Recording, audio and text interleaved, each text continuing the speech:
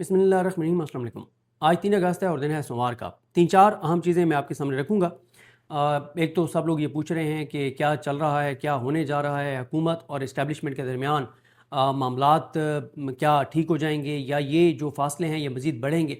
इन तमाम चीज़ों पर बहुत ज़्यादा बात हो रही है और वज़ीर आला के पी सोहेल आफरीदी साहब के साथ 6-7 सहाफ़ियों की मुलाकात हुई जिसमें मैं भी शामिल था। उसमें हमने जो उनसे सवालात किए उनका जो क्रक्स है वो भी मैं आपके सामने रख दूँगा कि उनके जवाबात जो थे उससे हमने क्या अख़ज़ किया। समीना पाशा साहबा ने एक ट्वीट किया और उन्होंने बिल्कुल मुख्तसर मगर जामे अंदाज में लिखा कि असद अली तूर और मंसूर अली खान 6 माह की टाइम वाली स्टोरी बता रहे हैं कि इस्टेब्लिशमेंट ने कहा है कि ज़्यादा से ज़्यादा 6 माह हैं इस हुकूमत के पास, पीपल्स पार्टी नून लीग के पास, छोटे सूबे नए सूबे बना लें, चीज़ें बेहतर कर लें तो वेल एंड गुड, वरना सूबे तो हमने बनाने ही बनाने हैं। फिर वो कहती हैं कि मुनीब फारूक और अंसार अब्बासी कह रहे हैं कि ऐसी कोई बात नहीं, जबकि तलत हुसैन और अज़हर जावेद तो नून लीग की मज़ामत का भी ऐलान कर चुके। अब देखते हैं कि कौन जो है वो ठीक साबित होता है। तो बिल्कुल वो दुरुस्त कह रही हैं समीना पाशा साहबा, ऐसा ही है।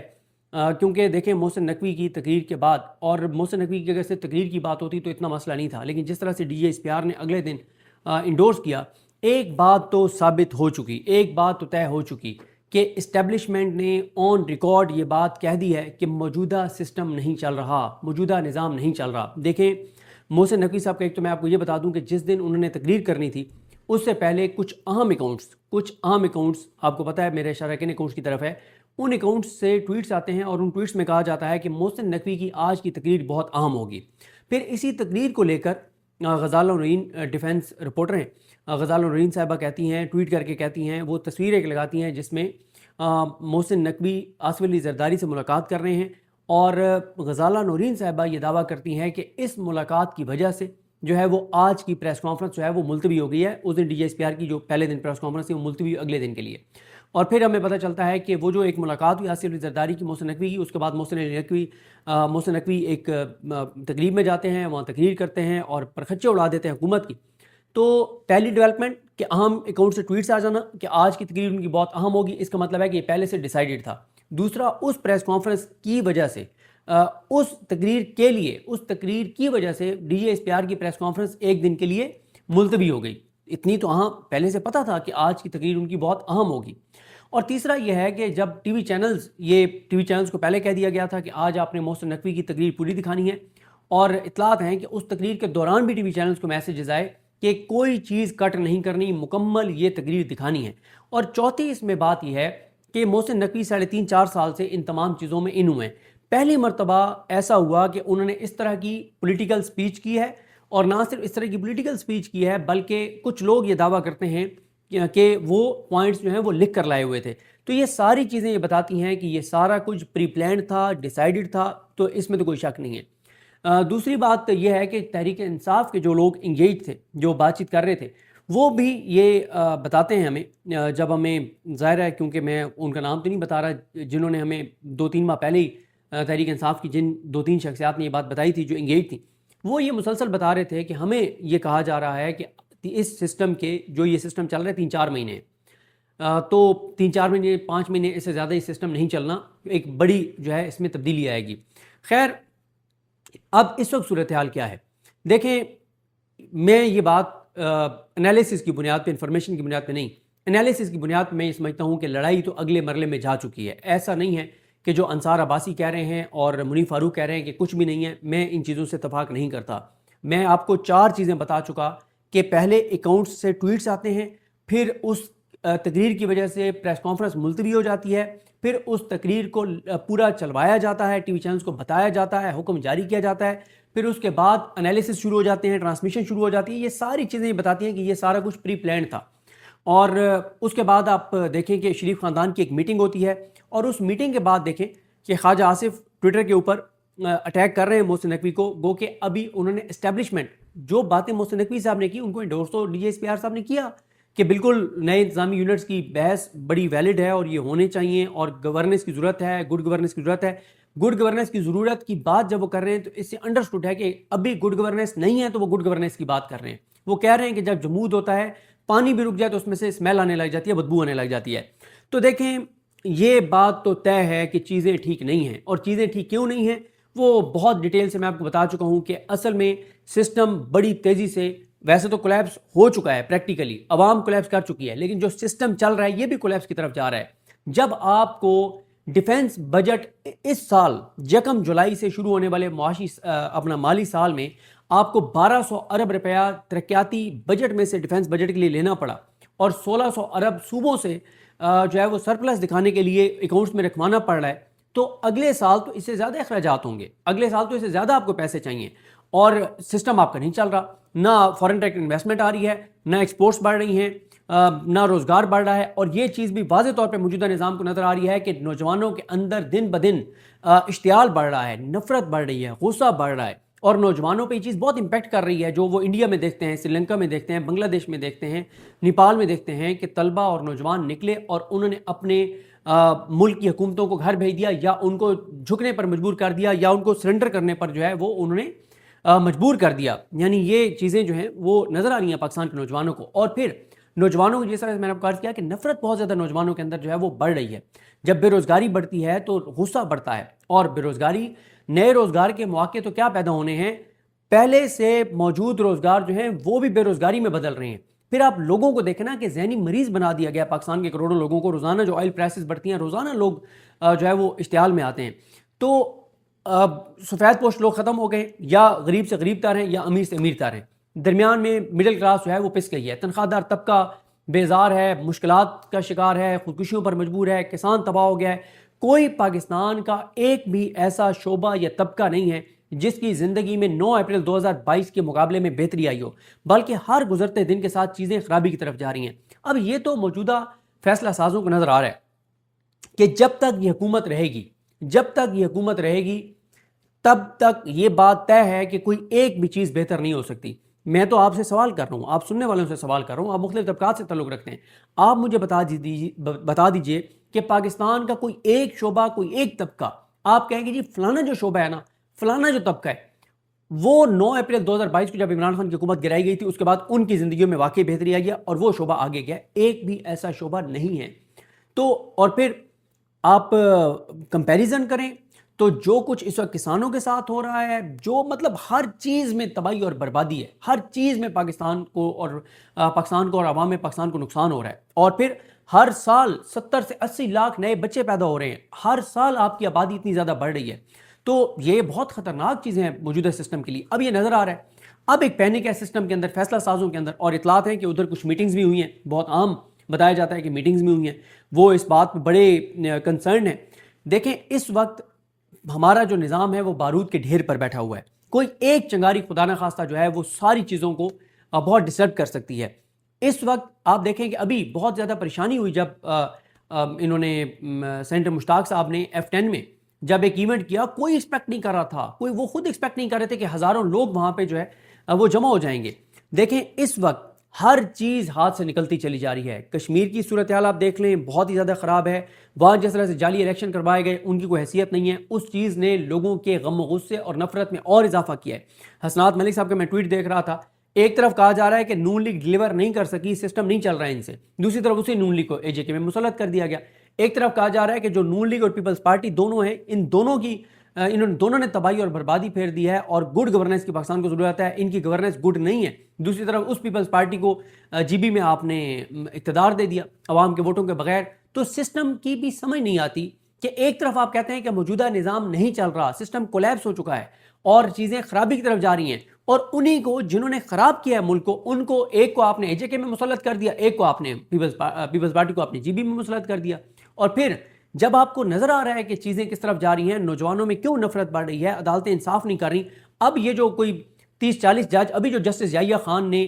جو بھرتی کیے ہیں، جن کا وہ آصف زرداری سمری پہ دستخط نہیں کر رہا، وہ 2-4 دن میں ٹائم پورا ہو جائے گا اور ویسے وہ جج بن جائیں گے، ان کا حلف ہو جائے گا۔ وہ جو جج ہیں اتنے نالائق جج لگائے ہیں، تو لوگوں کی تو نوجوانوں کی نفرت میں تو اضافہ ہوگا۔ دیکھیں مسئلہ کیا ہے اس وقت، مسئلہ یہ ہے کہ جو نکلتا ہے وہ جیسے نکلتا ہے تو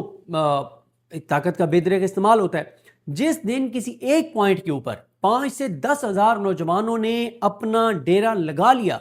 10 ہزار سے 1 لاکھ، 1 لاکھ سے 10 لاکھ ہونا کوئی مسئلہ نہیں ہے۔ مسئلہ صرف ہے کہ پہلے 10 ہزار طلبہ نوجوان کون ہوں گے جو ایک جگہ پہ آ کے بیٹھ جائیں گے۔ تو بات یہ ہے کہ یہ بات طے ہے کہ لڑائی شروع ہو گئی ہے، اور لڑائی اس لیے کہ ناکامی کی وجہ سے شروع ہو گئی ہے۔ اب اسٹیبلشمنٹ سارا کچھ ڈال رہی ہے نون لیگ کے اوپر، پیپلز پارٹی کے اوپر۔ پیپلز پارٹی نون لیگ کہتے ہیں کہ ہم نے تو آپ کی پالیسیز کو فالو کیا ہے، ہمارا تو کوئی اس میں نہیں ہے۔ دیکھیں، میں یہ سمجھتا ہوں کہ چیزیں جس نہج پہ پہنچ گئی ہیں، کوئی بڑا فیصلہ ہونے کے قریب ہے، اور ہیں یہ 4-6 مہینے، یہ 4-6 مہینے بعد والی بات غلط نہیں ہے۔ اس حکومت کی عدت کے دن جو ہیں وہ شروع ہونے والے ہیں۔ عدت میرے خیال 4 مہینے 10 دن ہوتے ہیں نا، تو ان کے عدت کے دن جو ہے وہ شروع ایسا سمجھیں کہ ہو گئے ہیں، ہونے بھی نہیں والے، عدت کے دن ایسا سمجھیں ان کے شروع ہو گئے ہیں۔ یہ اسی میں ہی ان کا جو ہے وہ ان کو پس پردہ جو ہے وہ اعلان نہیں ہوا، لیکن پس پردہ اس حکومت کو اس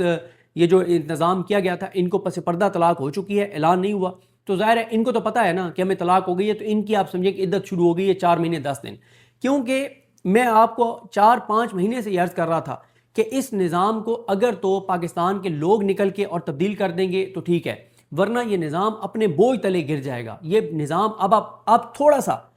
سا زوم آؤٹ کریں، تھوڑا سا زوم آؤٹ کر کے سچویشن دیکھیں کہ اس وقت سچویشن یہ ہے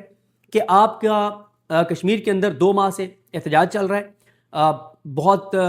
وہاں پہ جو طاقت کا استعمال ہوا، بہت بڑے نقصانات ہو گئے وہاں پہ، کشمیری پیچھے نہیں ہٹ رہے۔ پھر بلوچستان کے اندر آپ دیکھیں کہ ابھی جو دھرنا وہاں پہ کتنے دن تک پولیس کے شہداء کی ڈیڈ باڈیز رکھ کے اور ان کے لواحقین ان کے ورثاء احتجاج کرتے رہے۔ ایک معاہدہ ہوا، وہ معاہدہ پورا نہیں ہونا، تو وہ دوبارہ وہاں پہ ایجیٹیشن شروع ہو جائے گی۔ اوورآل بلوچستان کے اندر حالات بہت ہی زیادہ خراب ہیں، بلوچستان میں حالات خراب، آزاد کشمیر میں حالات خراب، کے پی کے اندر کل آپ نے دیکھا کہ کتنا بڑا ایک سانحہ ہو گیا سوات کے اندر، اور کتنی زیادہ شہادتیں جو ہیں وہ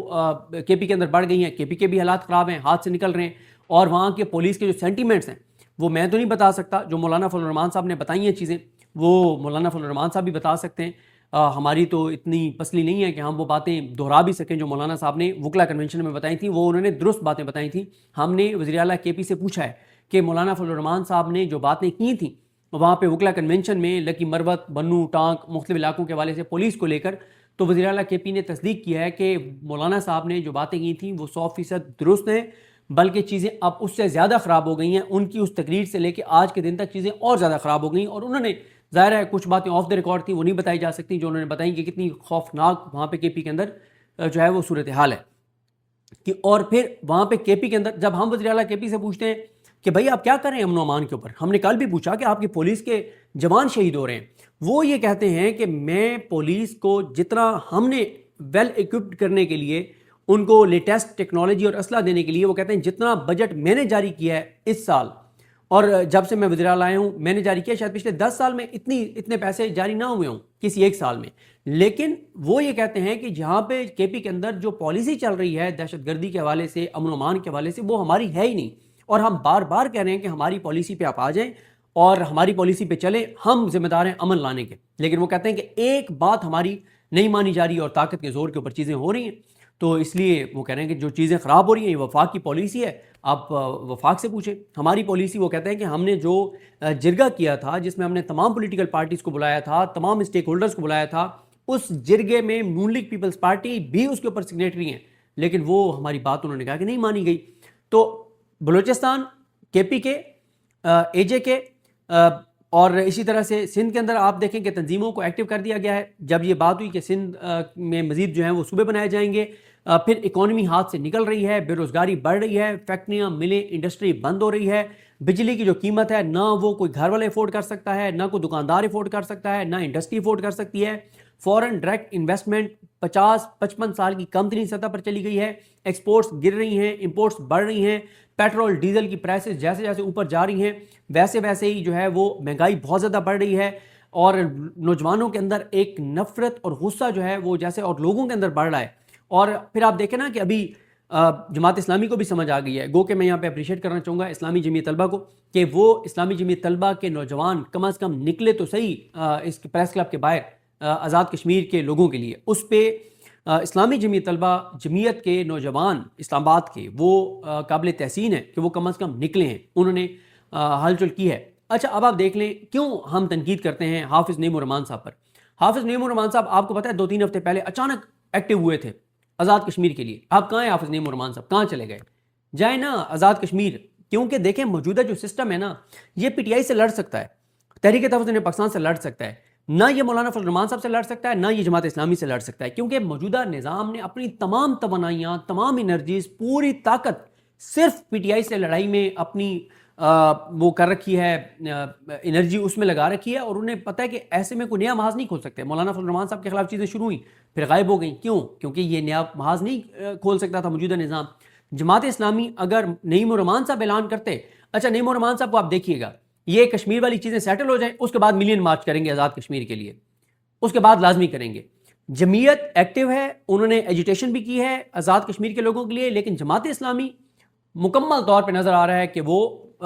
مینج ہیں چیزیں۔ گو کہ ابھی انہوں نے 7 اگست کو ایک احتجاج کا اعلان کیا ہے کہ مہنگائی کے اوپر، پیٹرولیم لیوی کے اوپر، لیکن یہ بھی ویسے ہی ہوگا جیسے بجلی کی قیمتوں پہ انہوں نے دھرنا دیا تھا اور بجلی کی قیمتیں بڑھوا کے اور گھر چلے گئے تھے۔ یہاں بھی جماعت اسلامی جو ہے وہ آپ دیکھیں گے ایک دن بیٹھیں گے 2-4 گھنٹے کے لیے اور بس تقریریں کر کے اور گھروں کو چلے جائیں گے۔ کوئی سنجیدہ چیز حافظ نعیم الرحمان صاحب نہیں کریں گے، یہ بات طے ہے۔ البتہ 5 اگست کو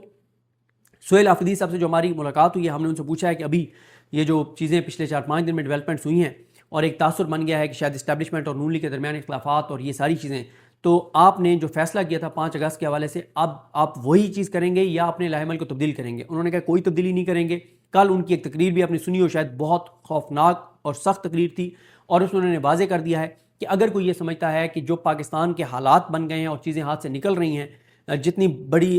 واقعات ہو رہے ہیں اور جو مہنگائی، بے روزگاری، انسرٹینٹی اور ساری چیزیں ہو رہی ہیں، انہوں نے کہا اگر کوئی یہ سمجھتا ہے کہ موجودہ جو نظام ہے وہ اس وجہ سے عمران خان کے ساتھ ہاتھ ملا لے گا، بات کر لے گا کہ عمران خان ملک کے لیے ضروری ہے، تو انہوں نے کہا ایسا نہیں ہونے والا، ہمیں سڑکوں پہ نکلنا پڑے گا، ایجیٹیشن کرنی پڑے گی۔ اور انہوں نے بہرحال ہمیں یہ کہا ہے کہ 5 اگست کو میں کال دینے جا رہا ہوں، تاریخ دینے جا رہا ہوں، اور میں نے کوئی اپنی پالیسی جو ہے انہوں نے کہا کہ تبدیل نہیں کی۔ اب وہ کرتے ہیں نہیں کرتے، آج کل میں کوئی اور ان کا پلان تبدیل ہو جائے وہ اللہ کی ذات بہتر جانتی ہے، لیکن اس وقت تک وہ یہ کہہ رہے ہیں کہ ان کی پالیسی چینج نہیں ہوئی، جو انہوں نے 5 اگست کے حوالے سے ڈیسائیڈ کیا اس پہ وہ چلیں گے، اس کو وہ اناؤنس کریں گے۔ عمران خان صاحب کی بہن نے کل اسٹریٹ موومنٹ کی، کمال کر دیا، کرک میں کمال ہو گیا۔ آپ نے دیکھا کہ ہزاروں لوگ ہر مقام کے اوپر، اور جن جن شہروں میں گئیں آج اطلاعات ہیں کہ وہ ڈی آئی خان میں اسٹریٹ موومنٹ کریں گی۔ تو ایک آپ دیکھیں نا کہ، اور علیمہ خان صاحبہ کا بھی لب و لہجہ سخت ہو رہا ہے، سہیل آفریدی کا لب و لہجہ سخت ہو رہا ہے، مولانا فضل الرحمان صاحب بھی اگست میں ایکٹیویٹیز کریں گے۔ جماعت اسلامی 7 اگست کو آئے گی، بس وہ صرف جماعت اسلامی کتھارسس کے لیے نکلے گی کہ لوگوں کا کتھارسس ہو جائے کہ کوئی تو نکلا ہے عوام کے لیے، بس اس سے زیادہ نہیں۔ جماعت اسلامی ایک دن کی ایکٹیویٹی کرے گی اور پھر لمبی چھٹی پہ حافظ نعیم الرحمان صاحب چلے جائیں گے، اور حافظ نعیم الرحمان صاحب کشمیر کا بھی رخ کسی صورت نہیں کریں گے، یہ بات نظر آ رہی ہے۔ ہاں اگر کوئی ایک بہادر شخص اس نظام میں پورے پاکستان میں ہم نے دیکھا ہے تو ان کا نام ہے سینیٹر مشتاق صاحب، جو غزہ بھی گئے اور جو کشمیریوں کے لیے بھی بلا خوف و خطر وہ نکلے ہیں۔ تو بات یہ ہے کہ چیزیں بڑی تیزی سے آگے بڑھ رہی ہیں، اور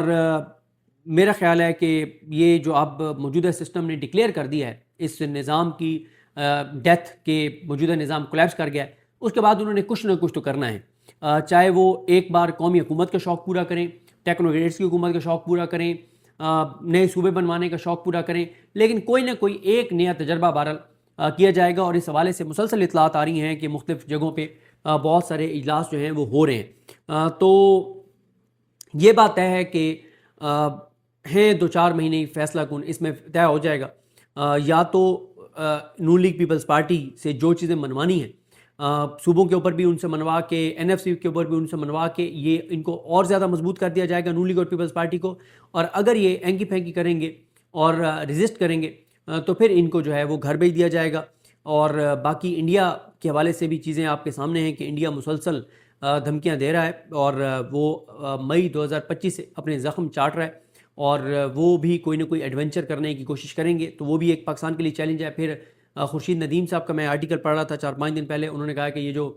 حوثیوں کے ساتھ سعودی عرب کی چیزیں چل پڑی ہیں، وہ انہوں نے کہا کہ ہم نے ہمارا جو ڈیفنس پیکٹ ہے ہمیں اس میں جانا پڑے گا، ہمارے پاس اس کے علاوہ کوئی جو ہے وہ آپشن نہیں ہے۔ ٹرانسپورٹر جو ہیں انہوں نے بھی اپنی میٹنگ بلا لی ہے پروٹیسٹ کے حوالے سے۔ تو